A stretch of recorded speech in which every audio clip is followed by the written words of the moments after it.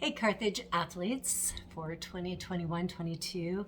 I'm Annette Duncan. I am coming to you from my kitchen to let you know that I'm not only an English professor, long-term English professor at Carthage, but I am the Title IX coordinator. Now you are getting so much information thrown at you, I'm sure it's tempting to just let it go through your brain, but I'm here to tell you Title IX is something you absolutely need to understand and to make sure you're in compliance with. Otherwise, your life could be really messed up, and your life at Carthage and even your life beyond. So take seriously the few things that I'm going to highlight for you, and if you have further questions, I would love to answer them and let you know more about Title IX. First of all, what is Title IX? It was originally instituted back in the 70s to make sure men and women's athletics were equal. That's great, but it has changed a whole lot since then. And it includes things like gender discrimination, sexual harassment, sex violence, retaliation, hostile environment, those kinds of things. Those are absolutely not tolerated at Carthage. And both Carthage and the federal government, who gives us money, are very committed to making sure that we all have a really safe and respectful environment. I'm sure you are too. But we need to make sure we understand what that means. So I'm going to talk about a few of those things and highlight it. First of all, gender discrimination. Obviously, that's harassment based upon one's gender. But what might that include? Some examples would be gender-based bullying. You might think it's a joke. You're just making a joke. If somebody feels hurt by that joke and brings a report or a complaint forward, that could be a problem for you. Watch your words. Watch what you're saying. Make sure that you're being respectful to all people. Make your jokes in some other area. And that will really help avoid that. Also, derogatory or sexist remarks. You say something, you're kind of frustrated with somebody, you make some just offhand comment, that can be a problem. Gender discrimination in an activity, that really, I don't think that's going to happen, but if it does, you should report it. Let us know. Then there's sexual harassment. Title IX protects against sexual harassment, whether you are being harassed or whether you observe it in another context or whether you're accused, God forbid, of harassment. You need to understand what it is. It's unwanted sexual behavior, advances, or requests for favors, unwelcome verbal, visual, or physical sexual contact, and harassment of a sexual nature which interferes with an individual's right to an education or participation in a program or activity like a sport. So what are some examples? Things included are stalking or obscene phone calls, texts, right? Texts fall under this. Emails or gestures. You make a gesture, somebody sees that as offensive, that can be a problem. Sexually suggestive jokes, whistles, cat calls, or innuendos. I'm not kidding, all right? These are things that really bother people, and we need a community free of that. I don't know if maybe in where some of you grew up, I know, for example, when you go to Europe or even when you go down the street here, people are whistling, yelling things out car windows. You might be tempted to just whistle and think you're complimenting somebody, even if your intention is to compliment. If they feel in some way offended or threatened, that can be a problem. Inappropriate touching, it was an accident, is not a defense. Or intimidation in some way, shape, or form. Then there is sex violence. We might think we know what sex violence is and how to avoid it, but it covers a much broader spectrum than what most people think. Of course, sexual abuse, but also physical acts where a person is incapable of giving consent or it's against a person's will. An example might be or include not only things like rape, but physical or aggressive sexual advances or, again, inappropriate touching. We'll talk about consent in a moment because that's really important. I'm not going to talk about retaliation. I'm going to talk about hostile environment. So this, for it to be under Title IX, would have to be of a sexual nature. Can I say we also have a community code? So if you have an offense against you, you don't know where to go with it, come to Title IX, and if it's not a Title IX offense, I'll help you find the right office to take it to, okay? Because our community code covers bullying or offenses of all kinds, even if they're not of a sexual nature. Title IX is of a sexual nature. Okay, so bullying, abusive, or intimidating comments and actions, intimidating comments that alter a person's work, classroom, team, or program environment, continual offensive comments or surroundings of a discriminatory or sexual nature.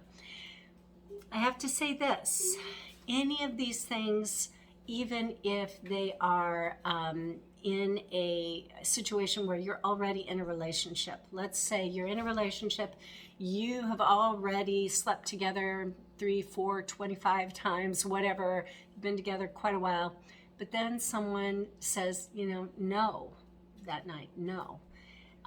If you push forward with it thinking, well, I've been in a relationship, this is something, consent is required each and every time. So let's talk about the definition of consent, and I really want to emphasize this. Consent is affirmative words or conduct indicating the freely, willingly, and knowingly given agreement to have specific sexual content or contact. That is absolutely necessary each and every time. Doesn't matter how long you've been together. When you think about it, nobody wants to be forced into anything, even when they're in a long-term relationship, right? That's not the kind of world that we want to be a part of. So consent must happen every time. A person cannot consent if incapacitated by drugs or alcohol, all right? So you can't take advantage of the fact that somebody is a little tipsy or quite drunk or passed out or whatever to go forward with something. Even if you think they were acting like they wanted it, they have to have given consent, because if they come back to their right mind and they say, no, I didn't want that, you're in trouble. You're in big trouble, all right? So an existing relationship, past relationship, or prior consent does not imply consent to future sexual conduct. Sexual assault, dating violence, you can read those on the slides, the definitions of those on the slides that I've given you. Reasons to contact a Title IX coordinator if you personally have encountered sex discrimination or sexual violence, or you learn of a situation that you may feel warrants an investigation. So it doesn't have to be you. Somebody may come and talk to you. And by the way, all faculty, staff, with the exception of a few people like our campus pastor or the Health and Counseling Center, all faculty and staff are mandatory reporters. All RAs are mandatory reporters. Anybody in a position of authority has to bring, if you start telling them about something that's happened to you, they will have to report it to the Title IX coordinator, all right? So know that. And let's say somebody's telling you something that's happened to them. It is the responsible and right thing to do to bring it to a Title IX coordinator. Your name doesn't have to be brought in at all, ever.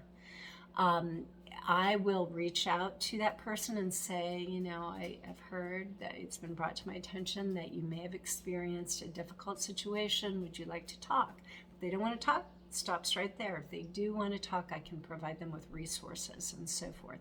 Understand that you can either bring forward a report or a complaint. Those are two different things. A report is just telling me and putting on record what has happened.